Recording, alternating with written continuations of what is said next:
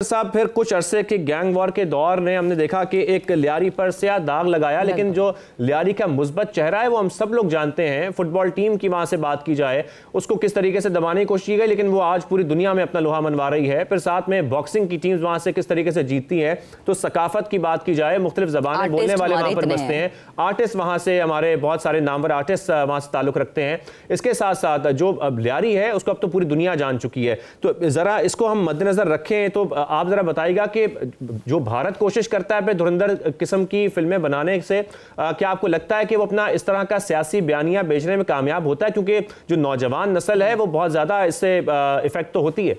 नहीं, असल में अभी जो है सोशल मीडिया का दौर है और बॉलीवुड की एक मूवी से नौजवान पे इतना असर नहीं पड़ता। जाहिर सी बात है, कुछ लोग जो फितरत के तौर पे पाकिस्तान से अनफॉर्चुनेटली बोझ रखते हैं, वो तो जाहिर सी बात है इस प्रोपेगेंडा का शिकार हो जाएंगे। बट ज़्यादातर जो इंडियन आवाम है वो पाकिस्तान के ख़िलाफ़ नहीं है, बल्कि वो सोशल मीडिया पे इस चीज़ को ओपनली कॉल आउट कर रही है। और लियारी तो वाकई में दुनिया में मशहूर है, क्योंकि लियारी के जो एथलीट्स हैं वो पूरी दुनिया जाते हैं, टूर्नामेंट जीत कर आए हैं। अभी एक हमारी अंडर 19 टीम थी, वो नॉर्वे के अंदर एक 170 कंट्रीज़ के टीम्स आई हुई थी, तो वहाँ पे ट्रॉफी जीत कर आई, नंबर 1 पे आई। उसके अलावा हमारे जो सिंगर्स हैं, जैसे कैफ़ी खलील हो गया, दीगर हो गए, वो पूरी दुनिया के जो उर्दू गाने सुनते हैं या हिंदी गाने सुनते हैं तो वो कैफ़ी खलील से मोहब्बत करते हैं। उसके अलावा लियारी ने बड़े बड़े पोएट्स, स्कॉलर्स, अमेरिका में ऐसे जर्नलिस्ट और पोएट्स इस वक्त रिहायशी हैं जो कि जिनका ताल्लुक लियारी से रहा है। तो लियारी की आवाम ने खुद ही इस झूठे प्रोपेगेंडा को, नादर, ये जो मेरा लियारी अब पाकिस्तान की तरफ से मूवी बनाई जा रही है, मैं इसको ये नहीं कहूँगा कि ये पाकिस्तान का जवाब है, ये एक करेक्ट नैरेटिव होगा जो पाकिस्तान पेश करेगा। ज़रा इस हवाले से बताइए कि करेक्ट नैरेटिव पेश करना भी कितना ज़रूरी है प्रोपेगेंडा के खिलाफ। जी एब्सोल्युटली। देखें, हमने जाहिर सी बात है जो हेट स्पीच है उसको नहीं सुननी, हमने अपनी जो पॉजिटिव साइड है उसको हमने पोर्ट्रे करना। और ये जो मूवी है ये अगस्त में ऑलरेडी बन चुकी थी। ये नहीं कि हमने धुरंधर की झूठी फिल्म के ख़िलाफ़ हमने इस मूवी को या उसको काउंटर करने के लिए बनाया। ये मूवी ऑलरेडी अप्रैल में इसकी प्रोडक्शन स्टार्ट हुई थी, अगस्त में कंप्लीट हो गई थी। तो ये ऑलरेडी हम दिखा रहे थे कि जो लियारी को हम बोलते हैं टैलेंट का factory, Lyari is the talent factory of Pakistan. और भारत ये दिखा रहा है अपनी फिल्म में कि वहाँ असले की फैक्ट्री है नादिर साहब। जी आई मीन ये तो पूरी दुनिया हंस रही है। ये अब वो असलहे की फैक्ट्री कहाँ है ये कुछ समझ नहीं है। ये वैसे ही नैरेटिव है जैसे जंग के दौरान था कि लाहौर में समंदर है और लाहौर में पोर्ट्स बनी हुई है।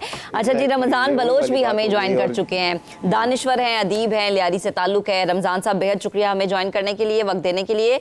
सबसे पहले तो चूंकि आप लियारी से ताल्लुक़ रखते हैं तो सकाफ़त, तहजीब, हर एक इलाके का अपना कल्चर है और वहाँ पर तो बहुत सारी ज़ुबानें बोलने वाले लोग बसते हैं। तो ज़रा अपने अल्फाजों में लियारी की मंजरकशी कीजिएगा। पहले तो ये समझ लें कि लियारी कराची का एक हिस्सा है, ठीक है ना।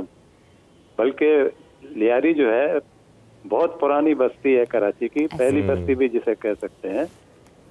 तो ये बस्ती असल में लेबर कॉलोनी के नाम से इंट्रोड्यूस हुई थी शुरू में, लेकिन उसके साथ साथ जो है ये 100-150 साल पहले की बात है। तो यहाँ जिस तरह कराची उभर रहा था उस जमाने में, तो इसी तरह लियारी में भी जो है वो तरक्याती काम हुए, यहाँ पे तालीम आम हुआ और यहाँ पे जो है ये दानिश्वर या राइटर या जो है जो समाजी जो रहनुमा हैं या सियासी रहनुमा हैं, वो जाहिर है उन्होंने अपना अपना रोल अदा किया। तो लियारी का एक मस्बत चेहरा है और हमें चाहिए कि हम लियारी का मस्बत चेहरा लोगों को दिखाएं।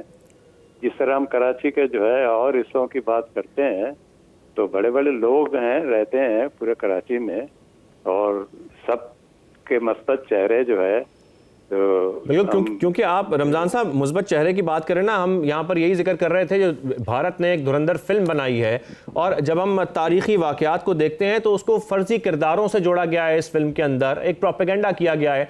और लियारी की क्योंकि आप बात कर रहे हैं तो आप तो बहुत अच्छे से जानते हैं कि एक मौसीकी का वहाँ पर जुनून है, फिर साथ में जो खेलों का शौक़ है, फिर जैसा कि आप जिक्र भी कर रहे हैं वहाँ पर बहुत सारा ऐसा टैलेंट है। जो मुस्बत चेहरा है लियारी का वो दिखाने की ज़रूरत है, दुनिया को जानने की ज़रूरत है। नहीं, आप सही कह रहे हैं, ये असल में देखें, पहले तो आप ये तय कर लें कि वो फिल्म क्या लियारी के खिलाफ बनी हुई है। जी जी बिल्कुल, वो बहुत सारे प्रोपेगेंडे को लियारी से जोड़ा गया उस फिल्म में। हमने तो वो फिल्म नहीं देखी है और ट्रेलर के कुछ हिस्से हमने देखे हैं, तो उसमें बुरे किरदारों को जो है वो अपने अंदाज में पेश किया है। और आपको पता है फिल्म तो फिक्शन है ना, उसका हकीकत से क्या ताल्लुक है। लेकिन वो कर यही रहे ना कि फिक्शनल फिल्म बना के और लिख देते हैं इंस्पायर्ड बाय ट्रू इवेंट्स, तो उनको ये डिसाइड करना चाहिए कि वो एक फिक्शनल फिल्म बना रहे हैं या एक ट्रू इवेंट के ऊपर बेस करती है उनकी ये फिल्म के नहीं। देखें आप ये तय कर लें, ये समझ लें कि हर मुआशरे में अच्छे और बुरे लोग होते हैं ना। बिल्कुल। तो यहाँ पर जो है ठीक है, हम ये नहीं कहते कि कराची में सारे फरिश्ते रहते हैं, हम ये भी नहीं कहते कि लियारी में सारे बुरे लोग रहते हैं। तो अच्छा, ये गुड गायस और बैड गायस तो हर तरफ है ना। एग्जैक्टली। मतलब नादिर साहब से हम ये कह सकते हैं, नादिर साहब फिर जब हम जराइम की बात कर रहे हैं तो पूरी दुनिया में न्यूयॉर्क की बात की जाए, मुंबई की बात की जाए, दिल्ली की बात की जाए, इवन लंदन में सबसे ज़्यादा क्राइम रेट हम देखते हैं, उसके जो मुख्तलिफ फैक्ट्स एंड फिगर्स हैं हमारे सामने आते हैं। लेकिन किसी भी एक इलाके के एक जुर्म की वजह से उसका एक प्रोपेगेंडा करना, उसका मनफी चेहरा दिखाना, ये तो उस इलाके के साथ भी ज्यादती है, ये एक कौम के साथ ज्यादती है। इनकी ये कोशिश थी कि एक इलाके को बदनाम करने की एक नाकाम कोशिश थी इनकी, क्योंकि लियारी की जो तारीख़ है वो कम से कम रिटन रिकॉर्ड है 150 साल। मतलब ये कराची की इब्तदाई इलाका है।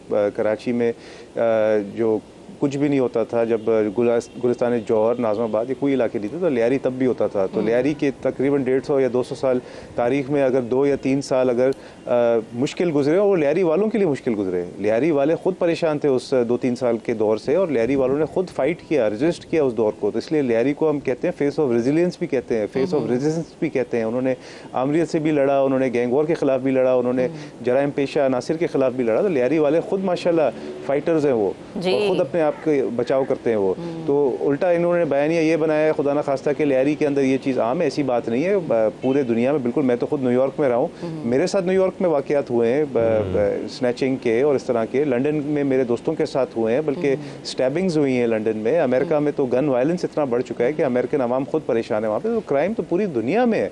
लियारी के अंदर तो आप ये इस चीज़ को यकीन मानिए कि जो हमारी बहन एंकर है, अभी होस्ट है हमारे साथ, अगर वो लियारी में रात को 2 बजे भी अगर खाना खाने चले जाएं तो लियारी वाले इतने उनको इज्जत और एहतराम से मैंने नादिर साहब एग्जैक्टली मैं यही बात कहने लगी थी कि मैंने तो लियारी खुद विजिट किया है। जब मैं कराची में रहती थी तो मैंने वहाँ का खाना भी खाया है, वहाँ के लोगों से बात भी की है।